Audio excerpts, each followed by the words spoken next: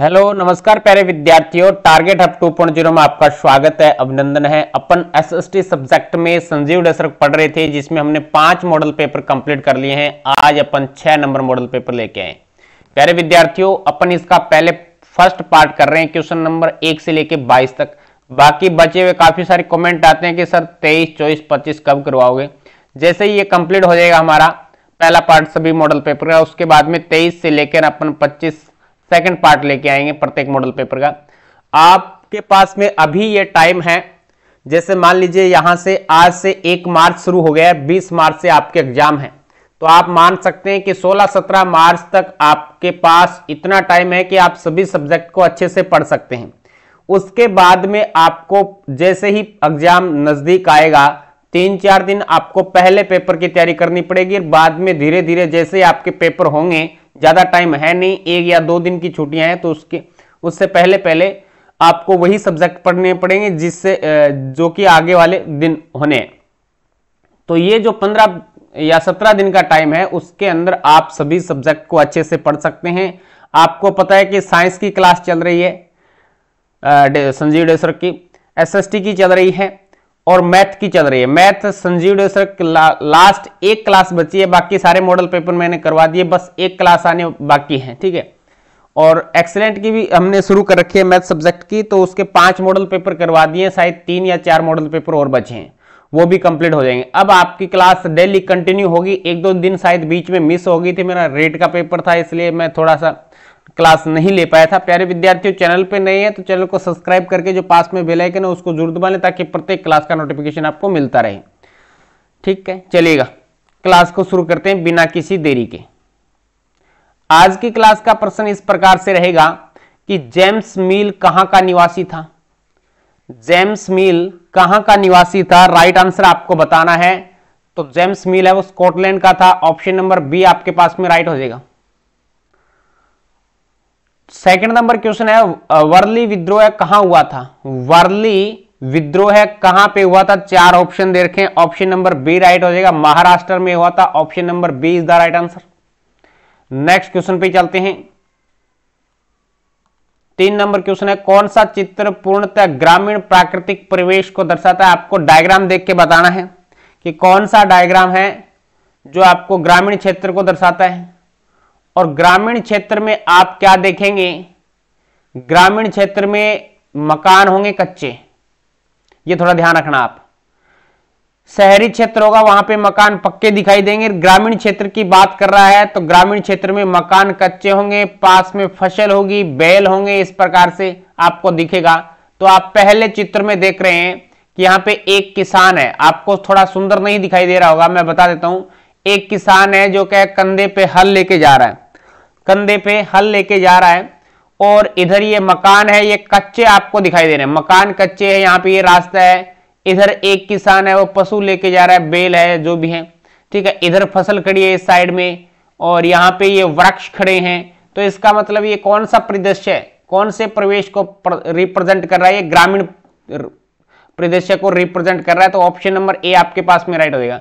ये देखो पक्के मकान है, गाड़ियां खड़ी है, तो ये ऐसा परिदृश्य आपने कहां पे देखा है, मार्केट में देखा है कि घर के सामने, गली के सामने या गली में गाड़ियां खड़ी रहती हैं, पक्के मकान होते हैं, 3 मंजिली मकान है ये। यहाँ पे ये भी शहरी क्षेत्र का है, ये भी शहरी क्षेत्र है, पक्के मकान आ जाते हैं वहां पे। नेक्स्ट क्वेश्चन पे चलते हैं। नेक्स्ट क्वेश्चन पे चलते हैं। 4 नंबर क्वेश्चन है,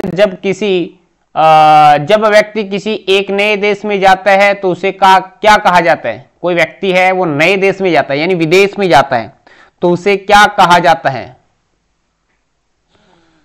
4 ऑप्शन दे रखे हैं, बताओ भी। अप्रवास कहा जाता है। क्या कहा जाता है, अप्रवास। Option number A is the right answer. Next है, आदिवासियों की अधिक जनसंख्या वाला राज्य है। आदिवासी सबसे ज्यादा कहां पे है, बताओ। आदिवासी सबसे ज्यादा नक्सलवादी क्षेत्र कौन सा है, छत्तीसगढ़ है ना, तो वहां पे आदिवासी क्षेत्र छत्तीसगढ़ में ज्यादा है। सबसे ज्यादा आदिवासी कहां पे रहते हैं, छत्तीसगढ़ में रहते हैं। निम्न में से कौन सा मजदूर अधिकार के अंतर्गत आता है, निम्न में से कौन सा मजदूर अधिकार के अंतर्गत आता है। 4 दे रखे हैं, बताइए।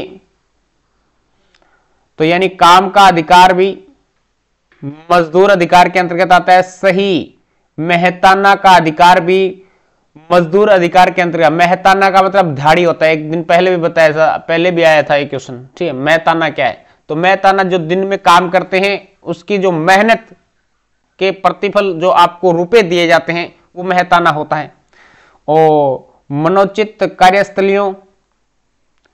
कार्यस्थितियों का अधिकार भी मजदूर अधिकार के अंतर्गत आता है। उपरोक्त सभी ऑप्शन नंबर डी आपके पास में राइट हो जाएगा। नेक्स्ट क्वेश्चन पे चलते हैं।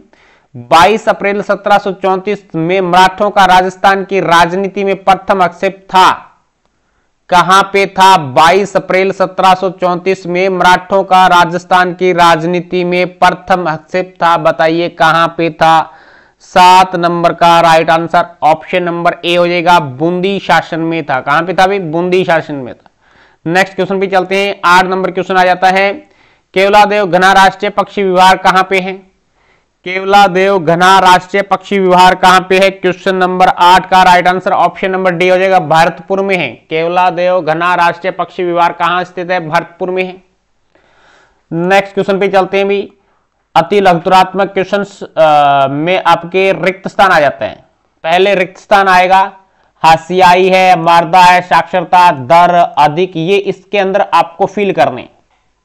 तो है पहला है स्थल रूप खालिस्तान के प्रकार को निर्धारित करते हैं। स्थल रूप खालिस्तान के प्रकार को निर्धारित करते हैं, तो स्थल रूप मर्दा के प्रकार को, ठीक है, तो यहां पे आ जाएगा मर्दा के प्रकार को निर्धारित करते हैं।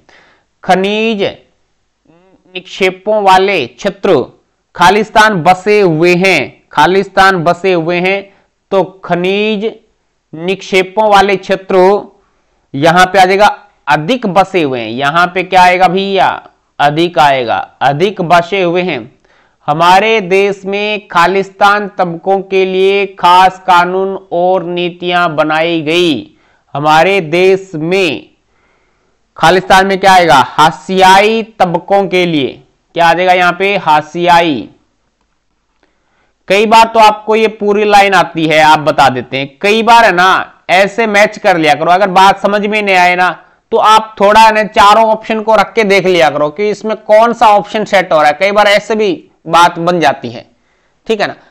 पहले तो आपको अच्छे से इनको याद भी करना है। आपने एसएसटी बुक पढ़ी है तो उसी की ये सारी लाइनें दे रखी है, कोई दिक्कत नहीं। लेकिन फिर भी अगर सिस्टम ऐसे हो ही जाए कि ये इसमें आएगा क्या, मैं भूल गया या मेरे द्वारा पढ़ा नहीं गया ये बात, तो ऐसे आपको सेट करके देख लिया करो इसमें कौन सा सेट हो रहा है। कई बार ऐसे भी बात बन जाती है। नेक्स्ट पे चलते हैं। जनसंख्या की खालिस्तान से किसी भी क्षेत्र की सामाजिक एवं आर्थिक स्थिति का पता लगाया जा सकता है। तो जनसंख्या से साक्षरता दर से, जनसंख्या की साक्षरता दर से यहां पे आ जाएगा साक्षरता दर। साक्षरता दर से किसी भी क्षेत्र की सामाजिक एवं आर्थिक स्थिति का पता लगाया जा सकता है। Is that clear? समझ में आई बात? नेक्स्ट क्वेश्चन पे चलते हैं।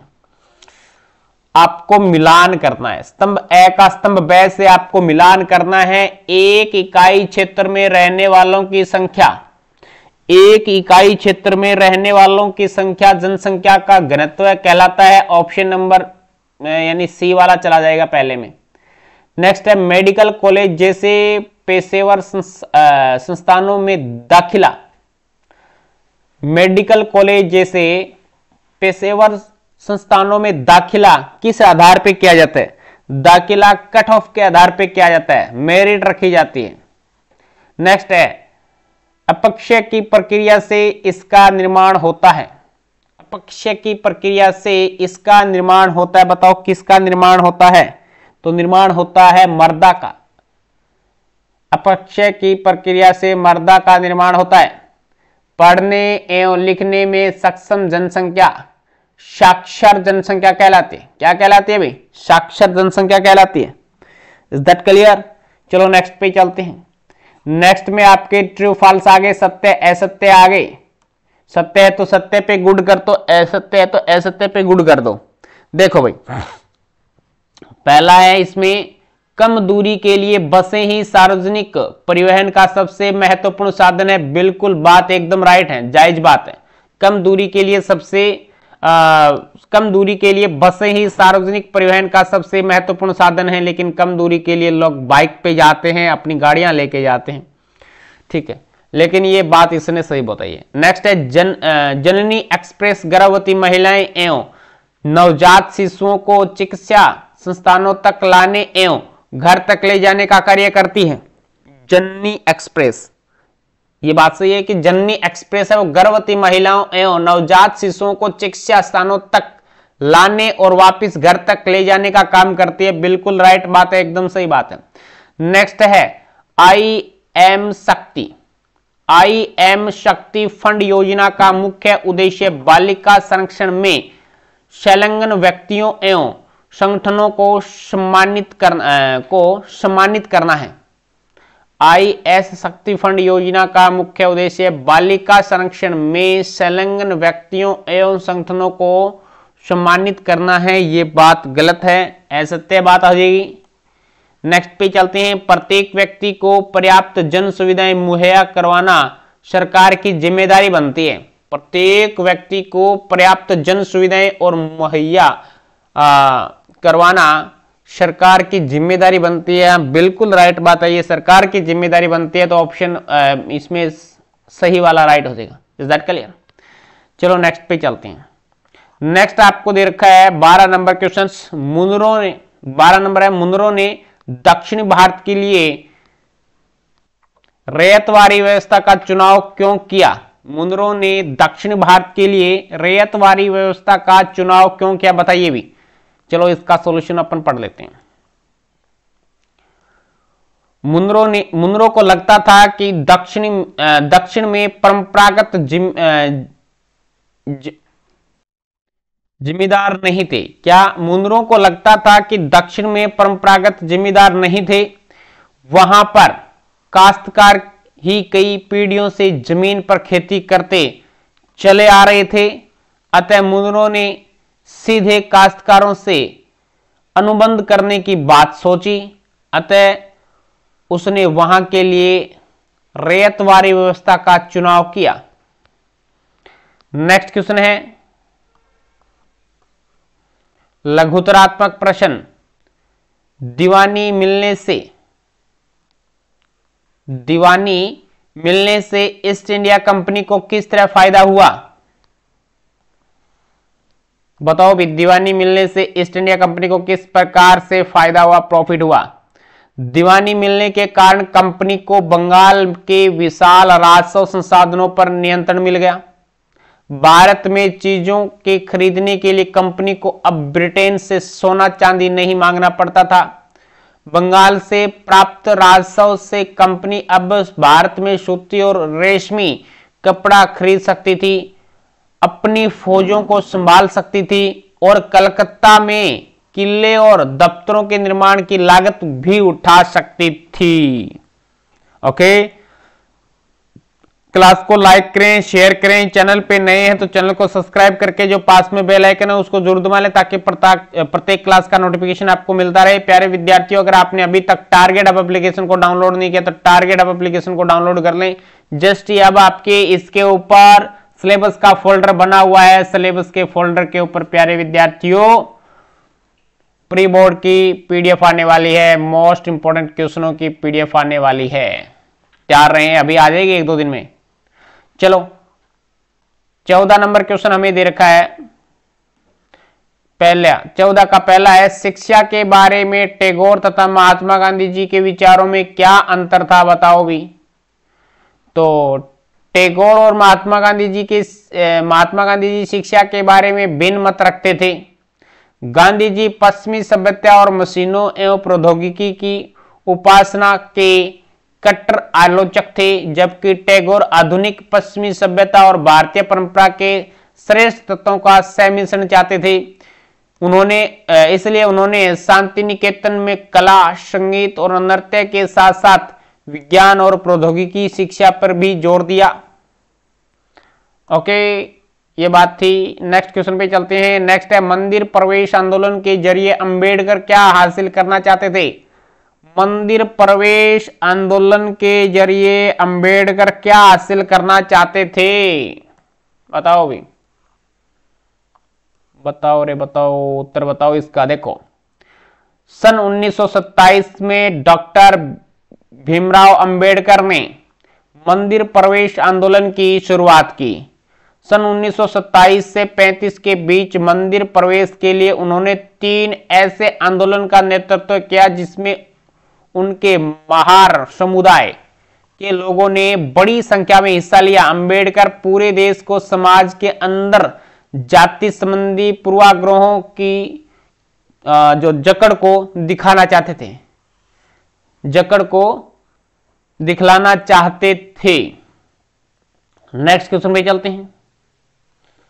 15 नंबर क्वेश्चन है आपके सामने। दावानल के कारण तथा नियंत्रण के उपाय बताओ। दावानल के कारण और नियंत्रण के उपाय बताओ। दावानल के कारण तड़ित झंझा के कारण प्राकृतिक अग्नि का लगना, लोगों की लापरवाही के कारण घास फूस में जनित उष्मा के कारण अग्नि का लगना, स्थानीय लोगों, उद्यमी एवं शरारती लोगों द्वारा किसी उद्देश्य से अग्नि लगाना। हाँ, ये भी बात होती है। एक बार आपने अखबार में ये भी सुना होगा कि 2 प्राइवेट अग्निशामक ड्राइवर थे। 2 अग्निशामक ड्राइवर थे। अभी अखबार में आया था 1 महीने पहले। तो वो क्या करते थे, पहले तो किसी जगह पे आग लगाते थे, पहले तो किसी जगह पे आग लगा देते थे खुद जाके। फिर बाद में आपको पता भी आग लगने से फायर ब्रिगेड को फोन किया जाता है। तो वे फायर ब्रिगेड के ड्राइवर थे, अग्निशमन जो गाड़ी होती है उसके वो प्राइवेट ड्राइवर थे दोनों। तो फिर भाग के वो वहां पे जाते थे आग बुझाने के लिए। तो बीच रास्ते में जहां से वो चल के जाते थे और वापिस आते थे, उस रास्ते में वो डीजल की चोरी करते थे। क्या करते थे? डीजल की चोरी करते थे। और अपने डीजल की चोरी 1000-1500 के चक्कर में सामने वाले के घर में, फैक्ट्री में, कहीं पे घास फूस में वो आग लगाते थे। नालायक, इतना क्रूरा काम करते थे। देखो इस प्रकार के भी इस दुनिया में लोग रहते हैं। नेक्स्ट है दावानल नियंत्रण के कुछ उपाय। शिक्षण द्वारा अग्नि लगने से रोकना, शिक्षण द्वारा अग्नि लगने से रोकना और परीक्षण बिंदुओं, निपुण भूमि चौकसी तथा संचार जाल को समन्वित जाल द्वारा अग्नि लगने का शीघ्र पता लगाना, अग्नि लगने का शीघ्र पता लगाना। Is that clear? Next question पे चलते हैं भैया। नेक्स्ट क्वेश्चन में आपको दे रखा है क्या, 16 नंबर क्वेश्चन है।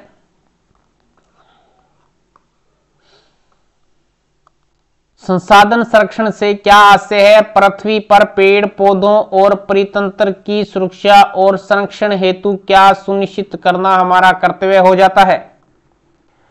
तो संसाधन संरक्षण, संसाधनों का सतर्कता पूर्वक उपयोग करना और उन्हें नवीकरण के लिए समय देना संसाधन संरक्षण कहलाता है। पेड़ पौधों और परितंत्र की सुरक्षा और संरक्षण सुनिश्चित करने के लिए यह देखना हमारा कर्तव्य हो जाता है कि सभी नवीकरणीय संसाधनों के उपयोग सतत पोषणीय है। पृथ्वी पर जीवन की विविधता संरक्षित हो जाती है। प्राकृतिक पर्यावरणीय तंत्र की हानि से कम किया जाए। प्राकृतिक पर्यावरणीय तंत्र की हानि को कम से कम किया जाए। पृथ्वी पर जीवन की विविधता संरक्षित हो जाती है या संरक्षित की जाती है की जाए। सभी नवीनीकरणीय संसाधनों के उपयोग सतत पोषणीय है। ओके, ये है संसाधन संरक्षण। नेक्स्ट क्वेश्चन आ जाता है हमारे पास में राजस्थान का मानचित्र। क्या आ जाता है? राजस्थान का मानचित्र। मेरे हिसाब से मैंने एक आपको बात बोली थी, प्रत्येक मॉडल पेपर में बोलता हूं, आपने वो कंडीशन शायद मेरे हिसाब से फॉलो की होगी। अगर नहीं किए तो देखो, जैसे आप करोगे वैसा ही आप भरोगे। मैंने ये बात बोली थी कि आपको राजस्थान का मानचित्र मैप खरीदना है, नए वाले मैप खरीदने, जिसमें 41 जिले आते हैं। शॉप से खरीदने मेरे हिसाब से ये 1 या 2 रुपए का आता है, 2 रुपए से ज्यादा का नहीं आता। ठीक है, ज्यादा बड़ी माया का कोई सिस्टम नहीं है कि बहुत बड़ा प्रोजेक्ट आपको बनाना पड़ेगा। बस 5 मानचित्र ले आओ, 10 रुपए के आ जाएंगे। और एक बार आप देखकर सभी जिलों को पेंसिल से फिल कर दो इसके अंदर, फिर आप बगैर देखे लिखो। आपको पता है कि आप शुरू कर दोगे हनुमानगढ़, गंगानगर, बीकानेर, जैसलमेर, यहां से इस प्रकार से बाड़मेर है, इस प्रकार से आप इसके अंदर फिल करते जाओगे मेरे हिसाब से, ठीक है। यानी मोटा मोटी आप आधे फिल कर दोगे, फिर थोड़ा देख के भर लो, फिर इस प्रकार से 5 मानचित्र भरोगे, 10 रुपए का खर्चा आएगा, 4 नंबर पक्के हो जाएंगे, कोई रोकने वाला नहीं है, कोई टोकने वाला नहीं है। चूरू, जयपुर, बाड़मेर, जोधपुर 12 आपको इसके अंदर फिल करना है। 5 दे रखे हैं, कोई 4 फिल करने हैं। तो चूरू तो ये बैठा, यहां पे आएगा चूरू, ये आएगा जोधपुर, ये आएगा बाड़मेर, ये आएगा आपके जयपुर, और ये बाहर क्या है, 12 है। बाहर ही बाहर बैठा कौन है, 12 बाहर ही बाहर बैठा है, 12 इस प्रकार से याद करना। चलो नेक्स्ट पे चलते हैं फिर, ठीक है। ये ऐसे तो मैं करवा दूंगा, लेकिन बात ऐसे है कि आप पढ़ोगे तो कुछ अच्छा ही होगा। नेक्स्ट है कच्चे माल के उपयोग के आधार पर उद्योगों के विभिन्न प्रकारों को स्पष्ट करो। बताओ भैया, बताओ भैया, बाबू भैया बताओ। नेक्स्ट है कच्चे माल के उपयोग के आधार पर उद्योगों को 4 भागों में बांटा जाता है। कृषि आधारित उद्योग, ये उद्योग कच्चे माल के रूप में वनस्पति और जंतु आधारित उत्पादों का उपयोग करते हैं। खनिज आधारित उद्योग, ये उद्योग कच्चे माल के रूप में खनिज अयस्कों का उपयोग करते हैं। समुद्र आधारित उद्योग, समुद्र आधारित उद्योग, ये उद्योग महासागरों और सागरों से प्राप्त उत्पादों का उपयोग कच्चे माल के रूप में करते हैं। वन आधारित उद्योग, ये उद्योग वनों से प्राप्त उत्पाद का उपयोग कच्चे माल के रूप में करते हैं। ये 4 प्रकार के डिवाइड किए गए हैं, बाकी तो आप लिख दोगे, लेकिन ये आपको जरूर हेडिंग लगा के लिखना है।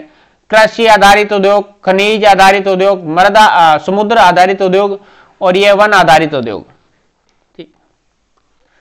नेक्स्ट क्वेश्चन पे चलते हैं। नेक्स्ट क्वेश्चन आपको दे रखा है प्राथमिक क्रियाएं और तृतीयक क्रियाओं में अंतर स्पष्ट करो। प्राथमिक क्रिया किसे कहते हैं और तृतीयक क्रियाएं किसे कहते हैं, अंतर स्पष्ट करो। प्राथमिक क्रियाएं और तृतीयक क्रियाएं। प्राथमिक क्रियाएं में उन क्रियाओं को सम्मिलित किया जाता है जिनका संबंध प्रकृति से होता है, जिनका संबंध प्रकृति से होता है। मैं यहां से दिखाऊं क्या, जिनका संबंध प्राकृतिक संसाधनों के उत्पादन और निष्कर्ष से होता है। नेक्स्ट है तृतीयक क्षेत्र या तृतीयक क्रियाएं वे होती है जो प्राथमिक और द्वितीय क्षेत्रकों के विकास में सहयोग प्रदान करती हैं। चलो नेक्स्ट देख लेते हैं, सेकंड नंबर इसका। सेकंड नंबर देखो क्या दे रखा है, प्राथमिक क्रियाएं प्राय एक परिवार के सदस्य मिलकर करते हैं। तृतीयक क्षेत्र की क्रियाएं कई लोग मिलकर करते हैं। उदाहरण है कृषि, एक परिवार के लोग कर लेते हैं। पशुपालन भी एक परिवार के लोग कर लेते हैं, घर का घर में ही करते हैं। कोई ये थोड़ी ना पड़ोसी आता है पशुओं को चराने, नुहाने, नहलाने, दूध निकालने। मत्स्य पालन भी खुद ही कर लेते हैं, कोई दिक्कत नहीं। इधर देखो तृतीयक क्षेत्र में क्या आता है, बैंकिंग, बीमा, परिवहन आदि, ये कई प्रकार से कई लोग मिलकर काम करते हैं। आपको पता है बैंक कोई एक व्यक्ति विशेष नहीं चला सकता, बहुत सारे व्यक्ति बैठे हैं। बीमा है, परिवहन है, इस प्रकार के सिस्टम ये तृतीयक क्षेत्र के अंतर्गत आते हैं। नेक्स्ट क्वेश्चन में ही चलते हैं। 20 नंबर क्वेश्चन आप लोगों के सामने आ जाता है। 20 नंबर क्वेश्चन क्या कहता है कि भारतीय संविधान में समानता का अधिकार क्यों आवश्यक है। भारतीय संविधान के अंदर समानता का अधिकार क्यों आवश्यक है, बताओ। भारतीय संविधान में निम्नलिखित स्थितियों की स्थापना के लिए समानता का अधिकार आवश्यक है। कानून की नजर में सभी लोग समान हो, अर्थात सभी लोगों को देश का कानून बराबर सुरक्षा प्रदान करे, ऊंच नीच का भेदभाव न हो। राज्य, धर्म, जाति या लिंग के आधार पर किसी व्यक्ति, किसी भी नागरिक के साथ कोई भेदभाव न कर सके। सार्वजनिक स्थलों जैसे खेल के मैदान, होटल, दुकान, पार्क आदि पर सभी को बराबर पहुंचने का अधिकार हो। रोजगार के मामले में राज्य किसी के साथ भेदभाव न कर सके। भारतीय संविधान में समानता के अधिकार में भारतीय नागरिकों को समानता के उक्त अधिकार प्रदान किए गए हैं। इस दृष्टि से भारतीय संविधान में नागरिकों के बीच सत्ता के भेदभाव को रोकने तथा राज्य द्वारा सबको समान व्यवहार के लिए समानता का अधिकार आवश्यक है। ओके, बात समझ में आई क्या आपके? इसका अच्छे से स्क्रीनशॉट ले लो। अब चलते हैं नेक्स्ट क्वेश्चन की तरफ।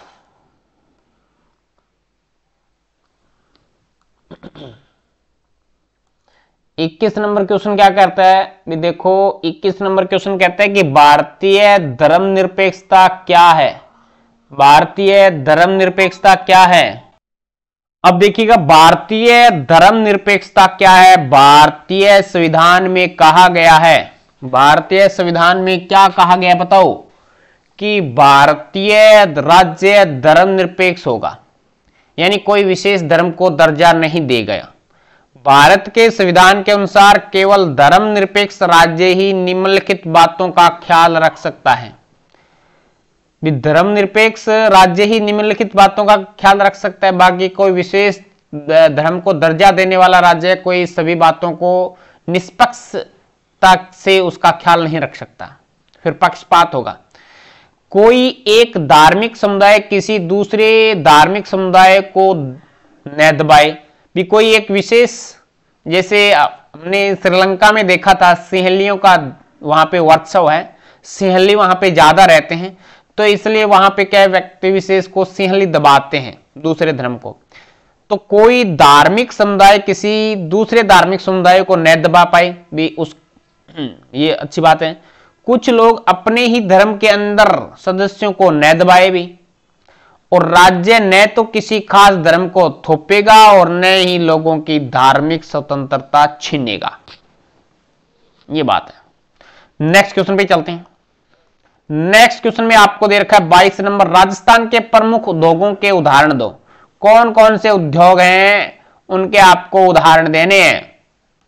देखो भाई, राजस्थान के प्रमुख वृहद उद्योग सूती वस्त्र उद्योग है, सीमेंट उद्योग है, शक्कर उद्योग है। इसके अलावा राज्य में धौलपुर उदयपुर में कांच उद्योग है। जयपुर, कोटा, भरतपुर, चित्तौड़गढ़, श्री गंगानगर में वनस्पति घी उद्योग है। नागौर में नमक उद्योग है। सारे याद रखने हैं। ओके, नेक्स्ट है, बाल अधिकार किन सिद्धांतों पर आधारित है। बाल अधिकार किन सिद्धांतों पर आधारित है? तो ये देखो, बाल अधिकार 4 मूल सिद्धांतों पर आधारित है। ये है जीने का अधिकार, सुरक्षा का अधिकार, विकास का अधिकार और सहभागिता का अधिकार। बाल अधिकार 4 मूल सिद्धांतों पर आधारित है। जीने का अधिकार, सुरक्षा का अधिकार, विकास का अधिकार और सहभागिता का अधिकार। हाँ भैया, इस प्रकार से आपको याद करना है। बताओ क्लास कैसी लगी? क्लास कैसी लगी कमेंट करके बताओ। और चैनल पे नए हो तो चैनल को सब्सक्राइब करके जो पास में बेल आइकन है उसको जरूर दबा लेना, ताकि प्रत्येक क्लास का नोटिफिकेशन आपको मिलता रहे प्यारे विद्यार्थी। इस प्रकार से हमने छठे मॉडल पेपर का ए जो पार्ट हम लेके चले थे, ए पार्ट हमने कंप्लीट कर लिया है। ए पार्ट में हमने बोला था कि 1 से लेके 22 तक करेंगे। इस प्रकार से कंटिन्यू क्लासें आएगी। जोर शोर तरीके से मैं थोड़ा फ्री हो गया हूं और पेपर भी मेरा अच्छा हुआ, अच्छे नंबर से अपन पास भी हो जाएंगे रेट में। चलो, आपकी दवा आपने प्रार्थना की मालिक से कि चलो हमारे साथ साथ हमारे टीचर का भी, हमारे बड़े भैया का भी अच्छा पेपर हो जाए। तो चलो, आपकी दुआ काम आई प्यारे विद्यार्थियों। नेक्स्ट क्लास में मिलते हैं कुछ नए के साथ। जय हिंद, जय भारत।